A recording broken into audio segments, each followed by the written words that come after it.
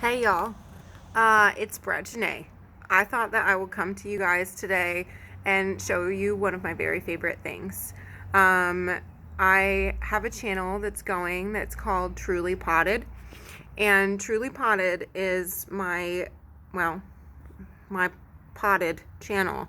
As you guys know, I garden in pots, and there are some of my pots behind me, and so I garden in pots and mostly for edibles and things, but I'm working my way out into other things too.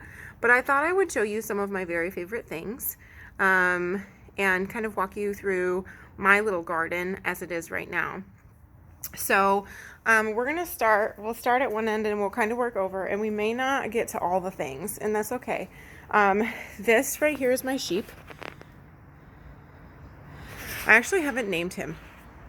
For some reason, I was going to tell you, I was just going to like make up a thing that was like, oh, his name is Henry. But then I was like, wait, maybe Hagrid. And then I was like, I think I'm in a Harry Potter mood. So he doesn't have a name, but I feel like it might be something like maybe one of those things. So he watches over my garden. Or they're part of my garden. I also have this sheep right here. That was from Jeremy's mom, Anne. Hi, Anne. She gave me my very first sheep, and so now my garden has sheep too. But I wanted to start. Actually, let's start with my very first thing. So a couple of years ago, my mom came into Dallas, and I was like super stoked because I thought that I was going to be able to grow herbs all year round down here. Now, that is true to a point, but even just because we don't have snow doesn't mean that we can grow herbs all year long. But there are some herbs that stay and do really well, even in the difficult climate of our winter that is just a little bit wintry. So, one of my very favorite things is this little guy right here. So that little guy right there. That is sweet marjoram. So sweet marjoram is a friend of oregano. It's really, really light flavored oregano. You use it a lot in soups, but it's also great in salads as well. And as you can see, he's growing like very limby. You can see he's got all of the little limbs, and that actually has just come probably in the last week or so. I started using this fish and seafood situation, or fish and seaweed situation that is like really, I mean, you would not believe the plumping of my herbs. So I get it. We have it at Callaway's, the nursery that I work for, and it is just absolutely winning, and they love it. I don't know if I'll have to repot him or some of my herbs.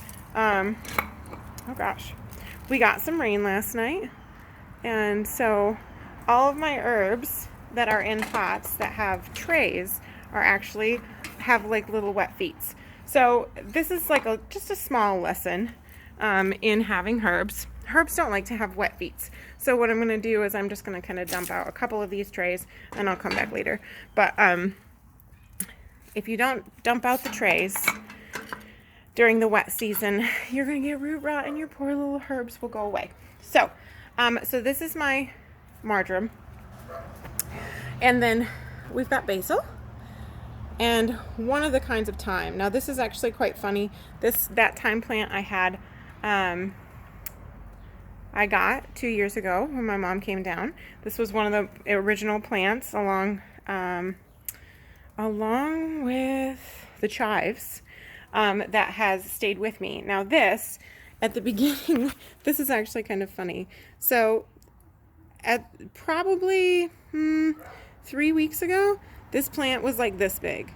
And you think I'm grabbing onto a whole chunk of plant, but I mean actually like just this little strand.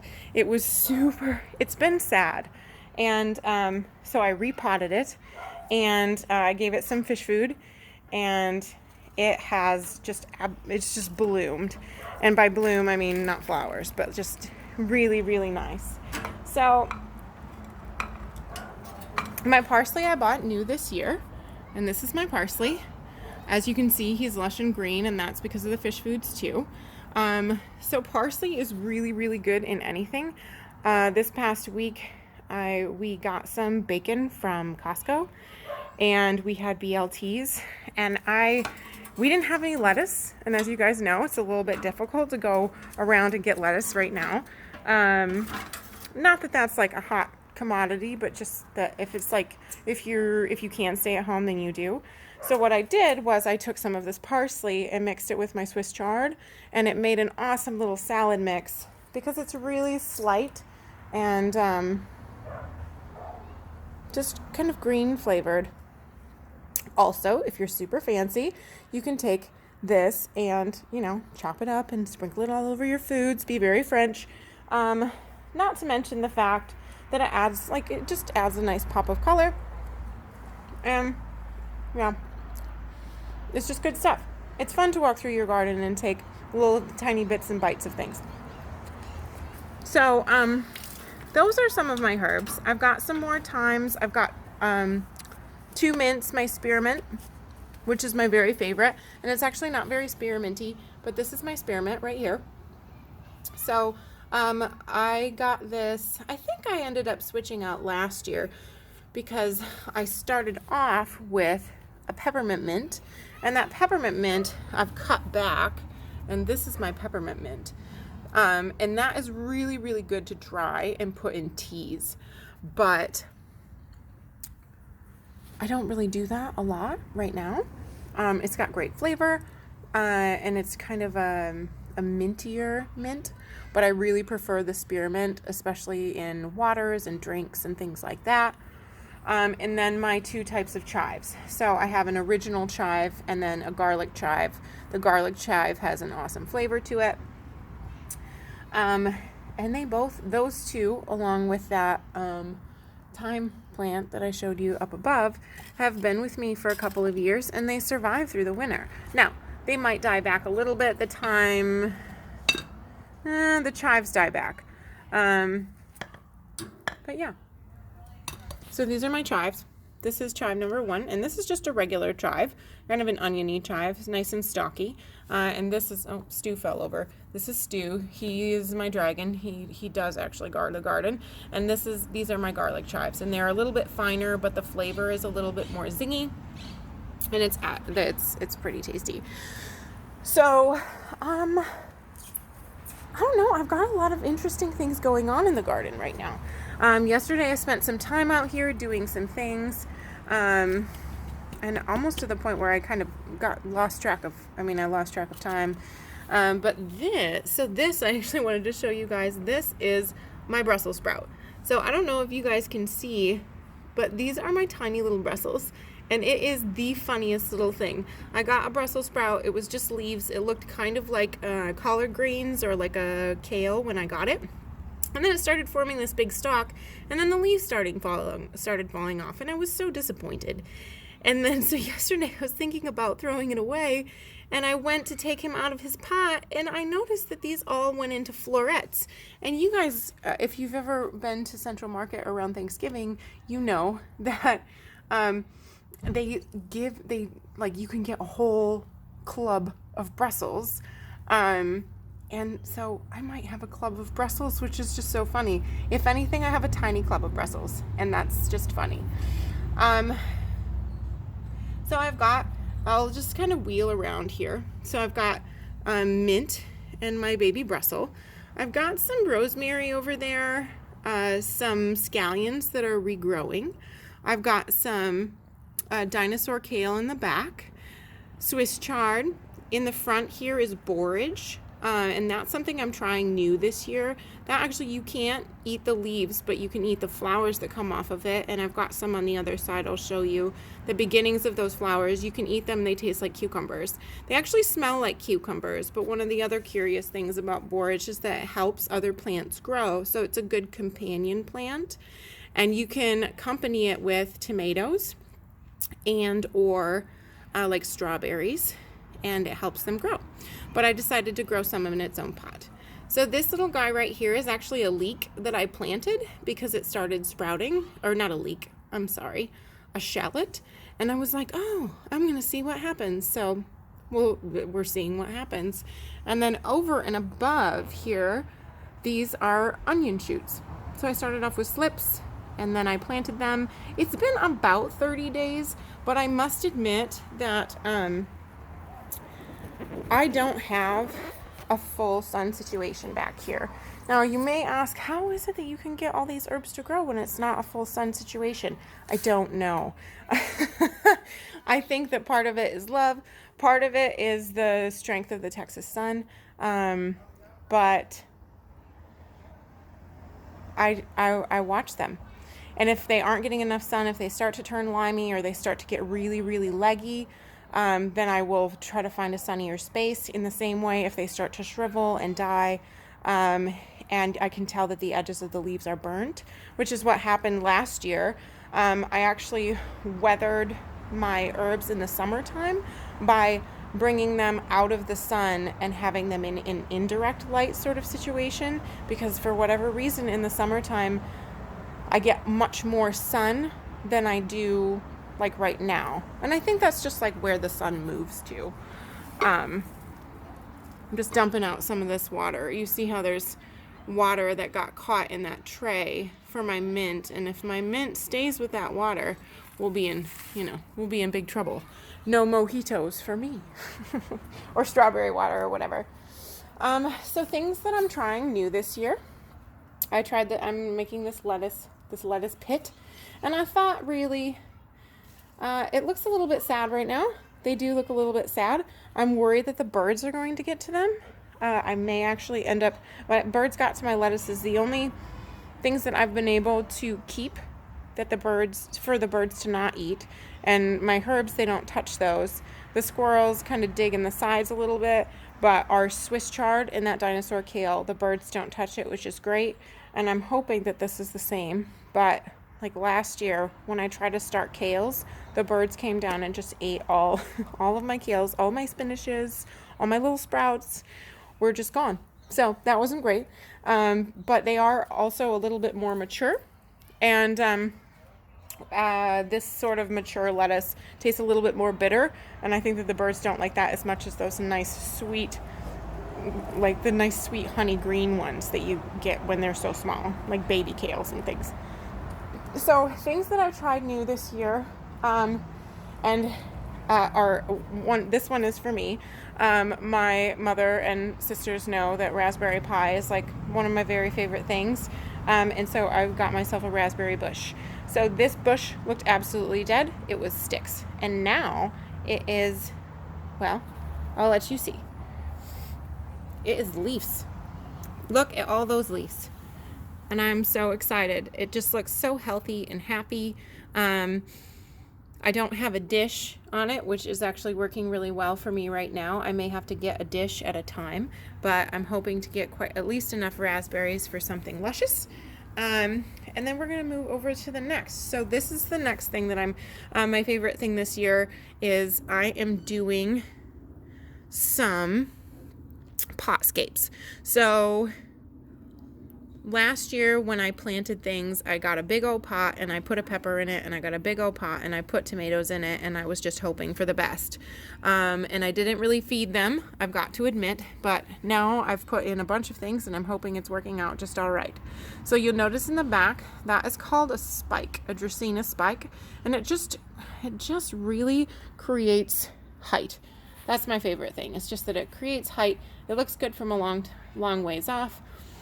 Then you'll notice maybe in the center there, that is, well, let's see, a California Wonder. So that is a green pepper. Then we've got zinnias on the side just to add a pop of color, and some cilantro. Cilantro isn't my very favorite thing, but it is one of Jeremy's favorite things. Now the zinnias are full sun, but cilantro is not necessarily. It gets burned a little bit easily, and you can grow it with a little bit more of a shady space. Now that isn't full shade, but a part sun situation it could be really happy with. So when the pepper gets really big, there's a chance that these zinnias will die off if it's big and bushy and up here. But the cilantro will continue to grow and hopefully like make babies and all the good things. We'd love to see that. So, that is one of my potscapes. Next, you'll notice over here, and this really, I mean, honestly, it kind of looks like a mess. I'm going to step back just a little bit. But this was just a fun thing that I made. I actually made it for work. I make pots at Callaway's, and it was just a gift pot, something that was super cute. It has 3 Sweet 100 tomato plants in it, and those are cherry tomatoes. And then it has a load of chives. I think they're probably garlic chives because those are my favorite. Fennel, which is the one that's hanging down the side over there that you'll see. It's a little bit bronzy. And that's got that nice aniseedy flavor. If I were to keep it in there for a long time without trimming it, that would turn into a bulb, but that's not quite what I'm going for.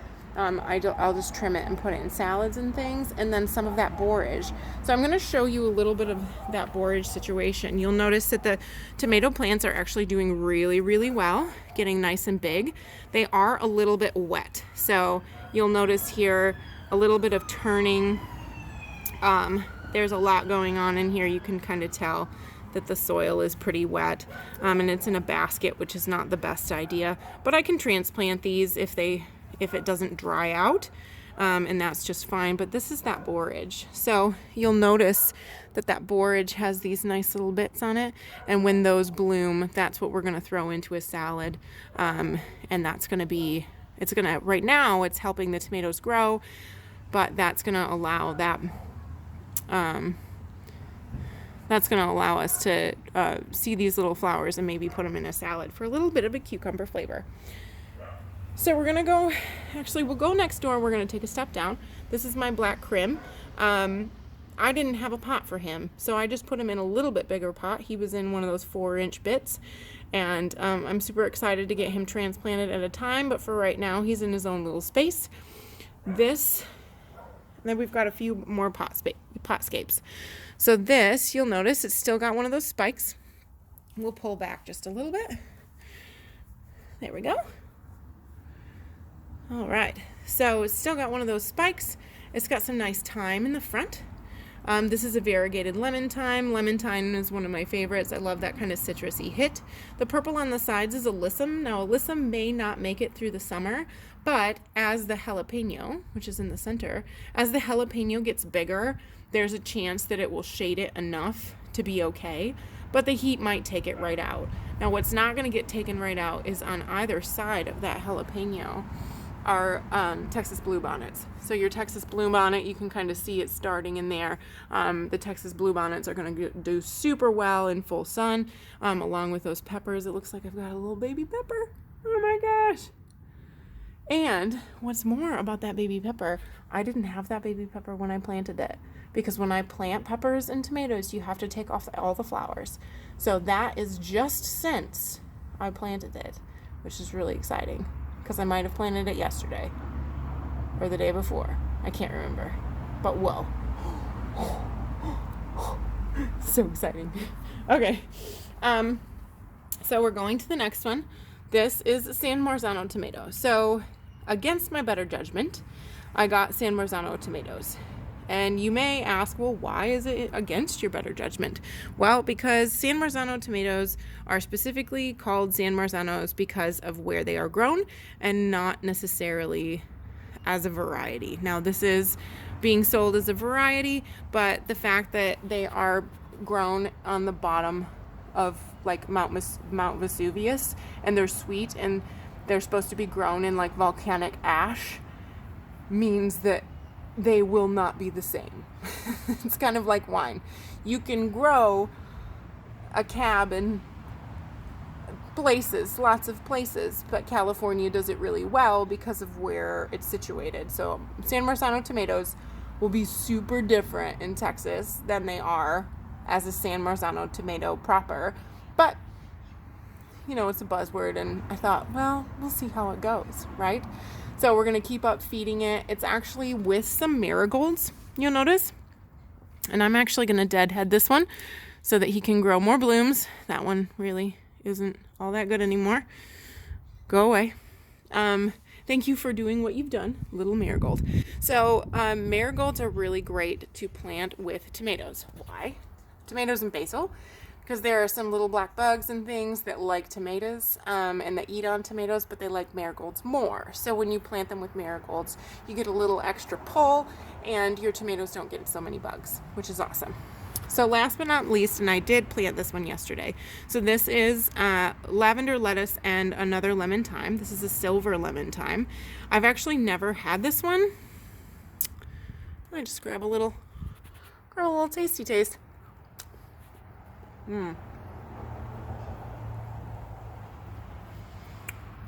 Green. Citrus, definitely. High lemon. Like a really spirited lemon. Would be great in like a drink. Kind of tastes like a lemon teeny.